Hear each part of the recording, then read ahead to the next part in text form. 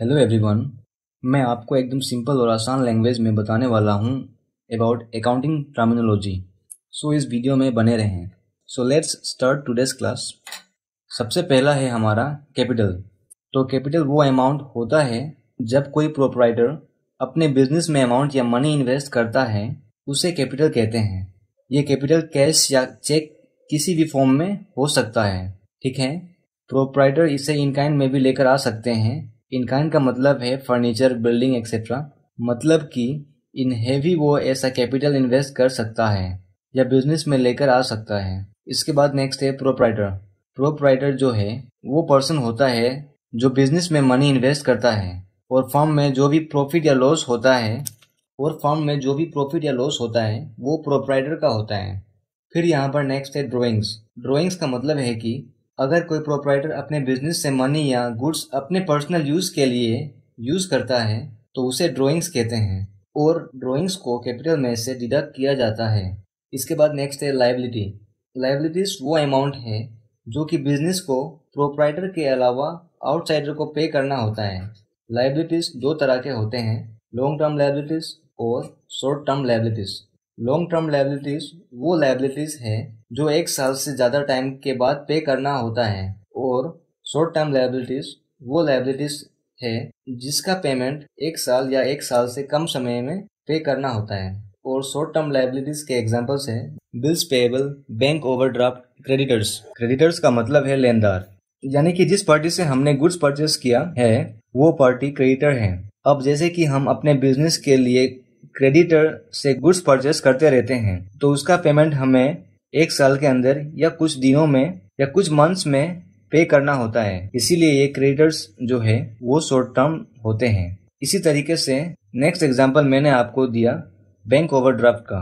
Bank overdraft भी short term liabilities होता है क्योंकि जब हम बैंक में अपना कोई चेक डिपॉजिट करते हैं तो हमारा बैंक ओवरड्राफ्ट कम हो जाता है और अगर कोई चेक इशू करता है तो बैंक ओवरड्राफ्ट बढ़ जाता है और ये प्रोसेस ड्यूरिंग द ईयर चलता रहता है। इसीलिए बैंक ओवरड्राफ्ट भी शॉर्ट टर्म लायबिलिटीज कहलाते हैं।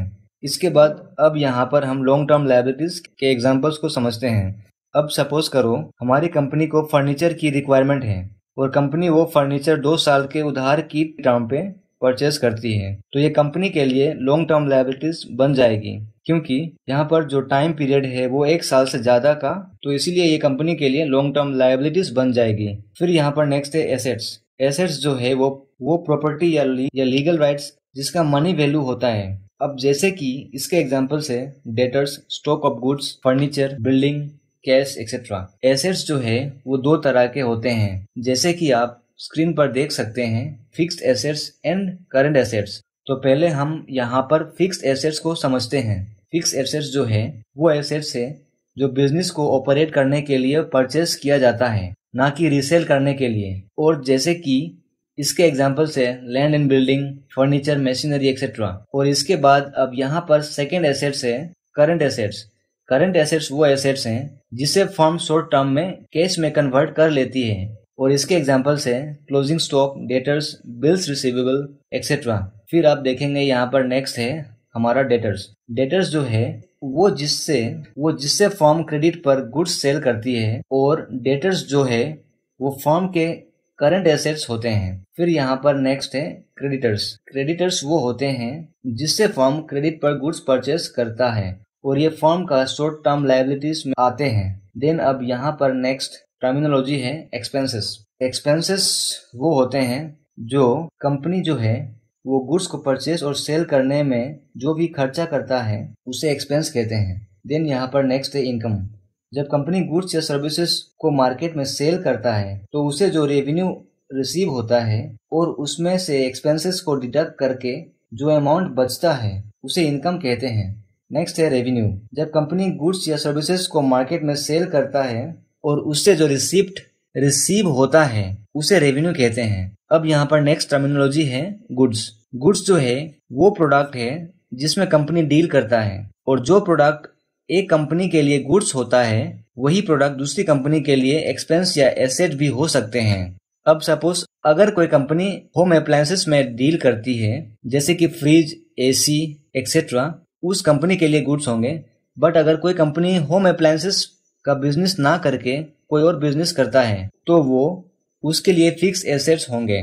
इसी तरीके से एक स्टेशनरी शॉप के लिए स्टेशनरी गुड्स होंगी, और जो कंपनी स्टेशनरी बिजनेस में डील नहीं करता है उसके लिए ये एक्सपेंस होंगी। और अब हम यहाँ पर गुड्स थोड़ा और डिटेल्स में समझते हैं। गुड्स जो है वो आइटम है जो कंपनी रीसेल करने के लिए परचेस करता है या वो अपने फिनिश्ड गुड्स को मैन्युफैक्चरिंग करने के लिए यूज करता है। इसके बाद नेक्स्ट है परचेस। परचेस का मतलब है कि उन गुड्स को परचेस करना जिनमें कंपनी डील करता है। अगर कोई कंपनी फिक्स एसेट्स परचेस करता है लेकिन उनमें डील नहीं करता है तो वो परचेस ना होकर फिक्स एसेट्स होंगे। और परचेसेस जो है वो दो तरह के होते हैं, जैसे कि आप स्क्रीन पर देख सकते हैं। एक है कैश परचेस और दूसरा है क्रेडिट परचेस। तो सबसे पहले हम यहाँ पर कैश परचेस को समझते हैं। जब कोई कंपनी गुड्स को कैश में परचेस करता है तो उसे कैश परचेस कहते हैं, और जब कोई कंपनी गुड्स को क्रेडिट पर परचेस करता है उसे हम क्रेडिट परचेस कहते हैं। फिर यहाँ पर नेक्स्ट है सेल। सेल का मतलब उन प्रोडक्ट को सेल करना है जिनमें कंपनी डील करता है। और सेल जो है वो दो तरह के होते हैं, कैश सेल और क्रेडिट सेल। जब हम गुड्स को कैश में सेल करते हैं तो उसे हम कैश सेल कहते हैं। सेकेंड है क्रेडिट सेल। क्रेडिट सेल वो सेल है जिनकी पेमेंट सेल के टाइम पर रिसीव ना होकर बाद में रिसीव होता है। इसके बाद नेक्स्ट है डिस्काउंट। जब कंपनीज अपने कस्टमर को किसी तरह की छूट देती है तो उसे डिस्काउंट कहते हैं। और डिस्काउंट जो है वो दो तरह के होते हैं। पहला है ट्रेड डिस्काउंट और सेकंड है कैश डिस्काउंट। तो पहले हम ट्रेड डिस्काउंट को समझते हैं। जब कोई कंपनी अपने कस्टमर को सेल प्राइस में डिस्काउंट देती है तो उसे ट्रेड डिस्काउंट कहते हैं। जैसे कोई कंपनी बल्क में गुड्स करने पर कस्टमर्स को कुछ डिस्काउंट देता है तो उसे ट्रेड डिस्काउंट कहते हैं। और सेकंड है कैश डिस्काउंट। कैश डिस्काउंट वो डिस्काउंट होता है जो कंपनी अपने कस्टमर्स को अर्ली पेमेंट करने पर देता है। अब सपोज कोई कंपनी अपने कस्टमर्स के लिए प्रोविजन रखता है कि अगर कस्टमर्स गुड्स की पेमेंट्स 10 डेज के अंदर 10 दिन के अंदर कर देते हैं तो कंपनी उसे 5% का कैश डिस्काउंट देगी, और ये डिस्काउंट उसे अर्ली पेमेंट करने पर मिलेगा। इसके बाद नेक्स्ट है बैलेंस शीट। बैलेंस शीट जो है वो स्टेटमेंट है जिसमें कंपनी की एक पर्टिकुलर डेट को फाइनेंशियल पोजीशन दिखाया जाता है। और बैलेंस शीट में कंपनी की assets, liabilities, capital, reserves, loans and investments और सभी अकाउंट्स की बैलेंसिंग फिगर को शो किया जाता है।